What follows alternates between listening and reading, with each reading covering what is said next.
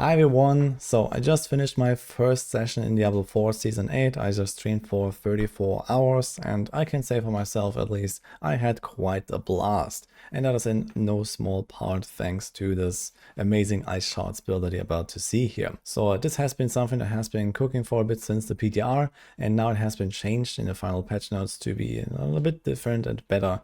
And it turns out it is actually really good.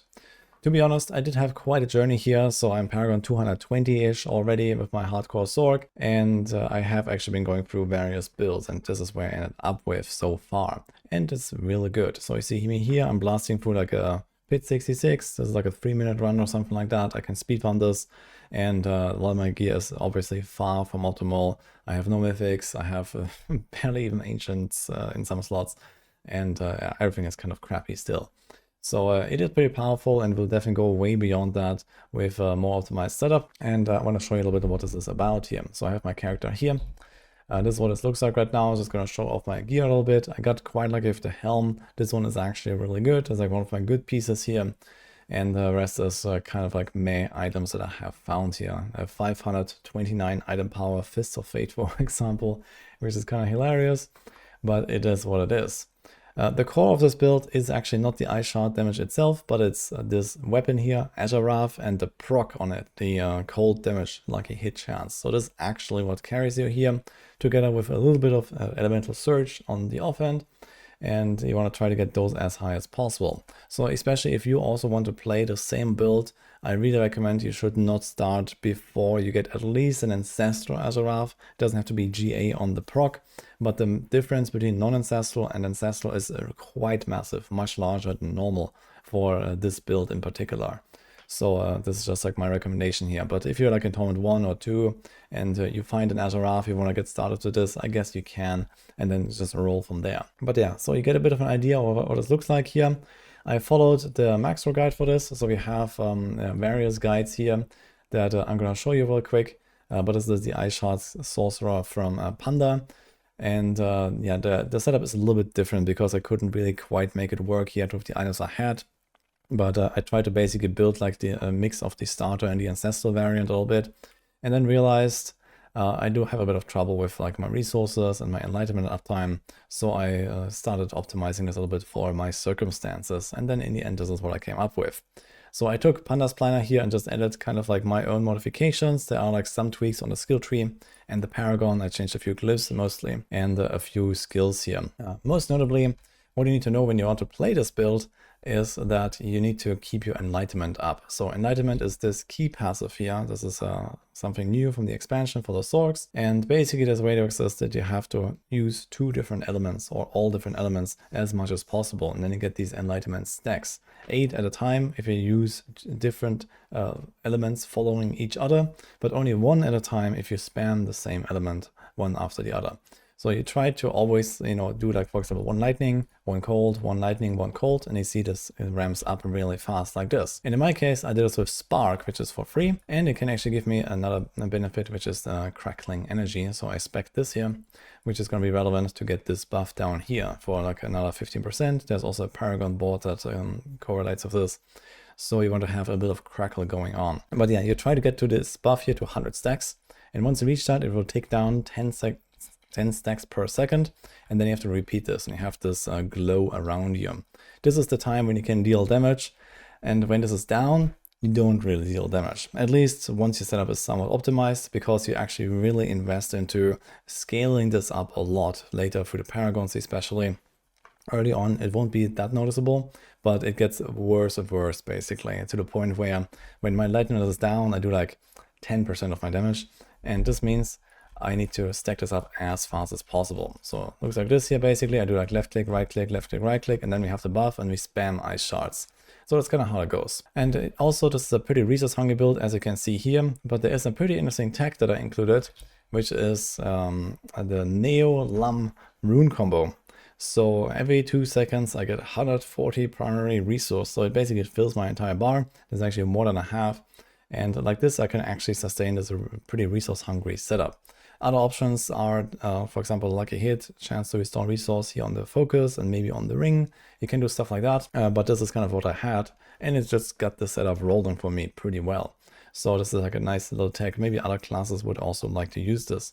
So keep this as a little tip. And that's already pretty much the gist of this. So it's basically just like try to shotgun into packs. You can pull them together. If you have a Raiment of the Infinite, you can like jump into a pack and then everything gets clustered around you, so you can blast into packs. But you don't even have to do that necessarily, because what I found out is that you can actually aim far away or close to you and you see that the spread changes. So you can actually just shoot at far away targets, even at bosses, from a safe distance, which is very nice, especially in hardcore. So I just recently learned this, but I'm definitely going to use that a lot more. It just depends on how far away is your cursor, and everything else is basically just managing the enlightenment stacks in this build. So really fun setup. I will definitely keep going with this for now. I have also played some Lightning Spear, and before that some Blizzard, which was kind of like my starter going into endgame because I found all the Blizzard aspects. I'll also link these down here, so if you want to kind of like follow along. So basically I did like the starter variant here, and then for Lightning Spear I did like a bit of a mix of starter and the ancestral variant once I had a few items. That was also really good. In fact, Lightning Spear is actually the way to go when it comes to the SORC as like the high-end build, and it's still like, you know, a crazy farming build, like one of the fastest, especially late game when you actually have really good gear. You get a chakra like this, you press Lightning Spear like every second, and you know, everything is just exploding in 3 screens radius around you. So this cannot be beaten. But for now, at least, when I switched to Ice Shards, I was actually stronger than my Lightning Spear setup at that time, at least. So that was quite curious, and I was really positively surprised by how much power is in this build here. So I can only just recommend go try it out, and you're gonna have a lot of fun, I think. It feels a little bit like a multi-shot Demon Hunter from like Diablo 3, and yeah, it's just really cool. If you don't have a SORC at all yet, what I leveled with was mostly the Frozen Orb leveling guide, I guess. So I'm just gonna link that as well. This is basically my progression, so from left to right. We started with this here, and then I did Blizzard, Lightning Spear, Ice Shards, and this is where I kind of landed. Later on I want to try out probably some other SORC builds as well, but for now I'm going to keep going with this, and I'm very comfortable at this point in Torment 4. I can blast down the bosses, no problem, and basically can do anything, and my gear is really not great, as you guys I just saw at the start. So I'm not going into too many details now for like a full build guide or something like that. I'll be playing and cooking a little bit more and see what else I got in the next days, so stay tuned, and otherwise just refer to the Maxwell guides. They are really top-notch, both by Norvar and Panda, who are working on the sorcerer here on Maxwell. And I've been using, you know, one guide from the other, like, you know, back and forth basically, and they were all really good. So lots of details in there that you can also go check out. And to finish this video off, I also want to give a shout out to my sponsor, the Crimson Market. You might have seen those guys before. They have built this Diablo 4 trading platform here. So if you want to like buy and sell your stuff in-game for gold, then you can go check this out here. And they also have these huge PC giveaways that they have for their loyalty club.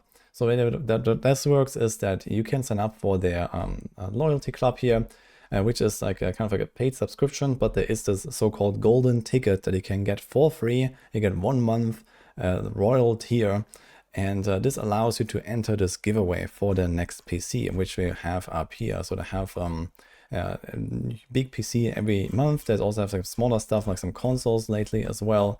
You can see the specifications here. It's a pretty big machine, custom build.